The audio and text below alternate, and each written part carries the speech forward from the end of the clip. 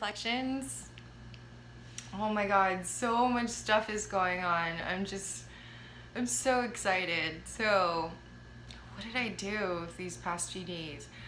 Oh, okay, so today I'm going to a psychedelic like party, but it's kind of like acrobatics and aerialists and like a circus theme, and I'm so excited. It's actually going to be in Brooklyn. And tomorrow, the day after that, I'm going to a 24-hour rave. I don't know if I'm going to be able to handle 2 days back to back of partying. I don't know. I might just collapse. But I think it's gonna be fun. I'm really excited. And the other day, actually, I saw Dying to Know. It was a movie on, I actually have the book here, Richard Alpert and Timothy Leary. This is actually their book with Ralph Metzer that they made. It's actually a very good book, and it's a guide to the death experience or the psychedelic experience, and they refer to different dimensions as bardos. Currently we are also in a bardo, and this is basically a guide to LSD, but you could actually use this for DMT as well. I have, and it's great, so get that book. But anyway, the movie was called Dying to Know, and it was about the life of Richard Alpert, Ram Dass, and Timothy Leary and their friendship, and it followed them from like their cycles basically of birth, life, death, and soul. And it was just very informative, a beautiful experience. I didn't know this, but it came out in 2014 and I literally just found it. It was playing at my local theater. I go to the independent theater, the Sunshine Theater over here in New York. So if it's out near you, or if you could get the movie, I highly recommend it. It's called Dying to Know, and it has beautiful psychedelic imagery. It's quite lovely, especially when you're on hash.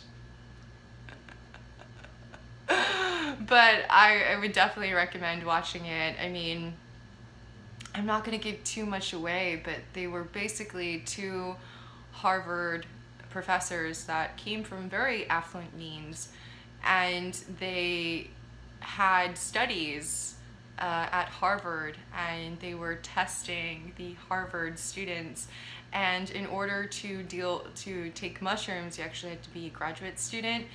And the reason why it kind of went a little bit weird is because, well, the other Harvard professors were kind of annoyed because everybody wanted to work with Timothy Leary and Richard Alpert. Nobody wanted to work with anybody else. And they did an experiment. I believe it's called the Marsh experiment. I don't really know. I just read this in passing.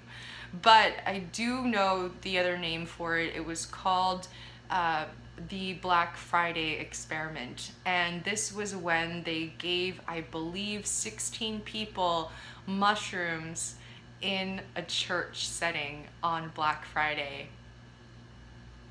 That must have been awesome. I would have totally wanted to be there for that. That's so cool. And you know, like, these are things that I think like we should be experimenting with, and these people were such visionaries.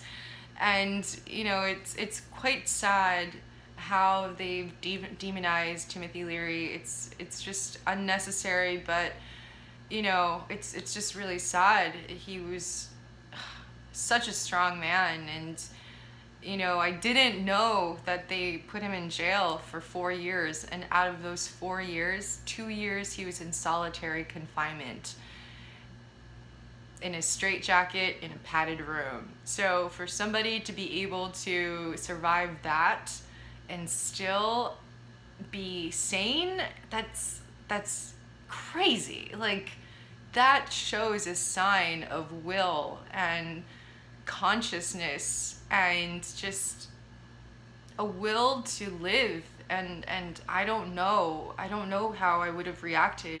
Wow, that was an amazing, amazing experience, and I would watch it again and again and again. It's a great movie. So everybody out there, I suggest you just watch it because it's great. You know, I mean, there's so many movies out there, and a lot of them I don't really gravitate to because a lot of it's just not really interesting to me. So all those psychedelic people, I mean, try and check out your independent movie theaters and see if they have it there, but really good stuff. Also, so many cool new things are happening. I'm so excited.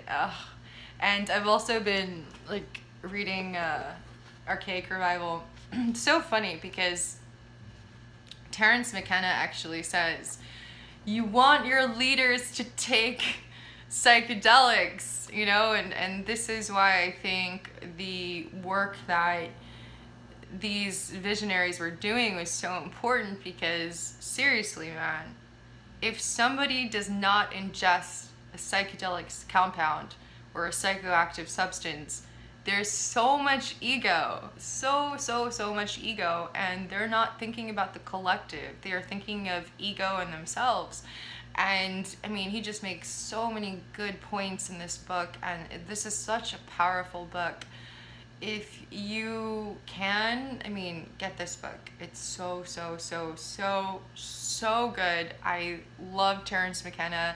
I think he was just so inspiring because, you know, it takes a very interesting human being to not be like everybody else, because it's so easy to go with the natural stream of consciousness that everybody else is going, and to deter and break through that is just wow. And this is what these substances really do for people.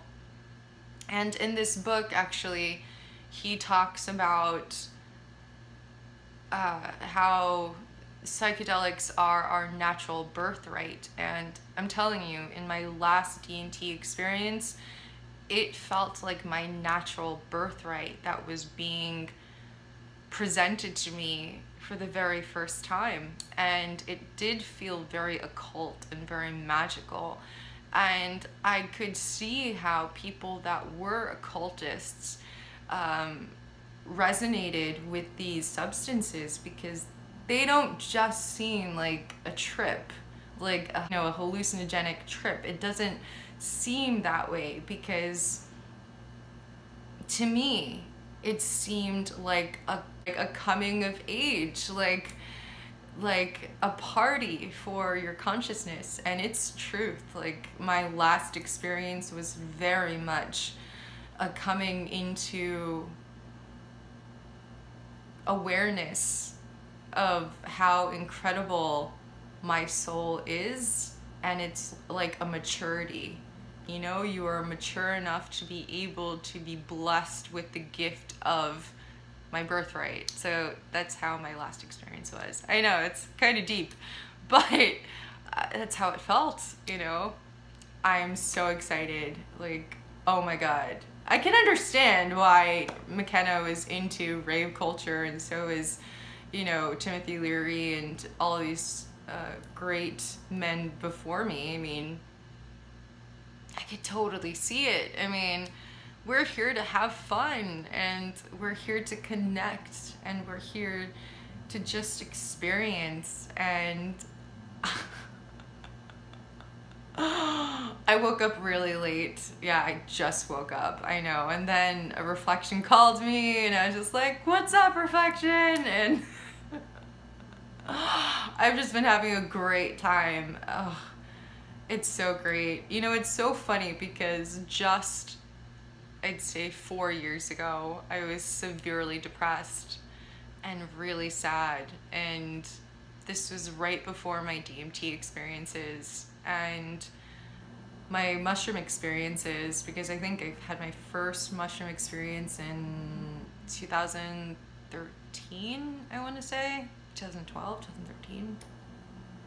No, it would think in between 2012 2013. So yeah, it's just, you know, I'm not gonna say that I didn't have help. I did, and MDMA helped me. I know a lot of people don't like, you know, certain entheogens, but there is a lot of research being done by MAPS.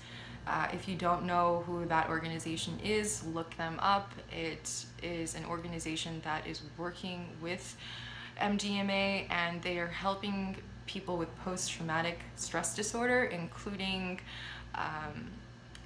veterans and rape supposedly victims. I don't like using the word victim because that empowers the whole victimization of humanity. So I like to say survivor, because, you know, that also was my life as well. And I think as not just a woman, but a strong, sentient soul, that I have survived something that was, it could have changed me to be completely different. You know, I chose, you know, and I think that's what's very, very interesting about DMT to me, and mushrooms as well, is you have that choice, like that path splits, and you choose fear or love, and you choose acceptance or resistance. So yeah, I'm so excited. I think finally, you know, like finally everything is just, it's just all smooth, and I'm feeling so blissful, and I'm going to try to make daily videos. It's just, I'm so, like, I'm feeling so good, and so much stuff is going on, but, you know, I love connecting with everybody, and I'm going to try, but it's just, when you're feeling these, like, waves of bliss all the time, it's just, you just want to, like, stay in that and not really interrupt that. So, like, my daily life is waking up, planting, feeding my plants, meditation, reading, you know, just, like, being in silence. So I kind of like that, you know. So I'm gonna try to do daily vlogs, and I'm going to try to be better at social media. But please be nice, you know, like I haven't had any social media in 4 years, so I'm just starting again, and I'm just relearning everything. Anyway, reflections, I hope you're having as much fun as I am, and I hope you're having an awesome, awesome, awesome day. Bye, reflections.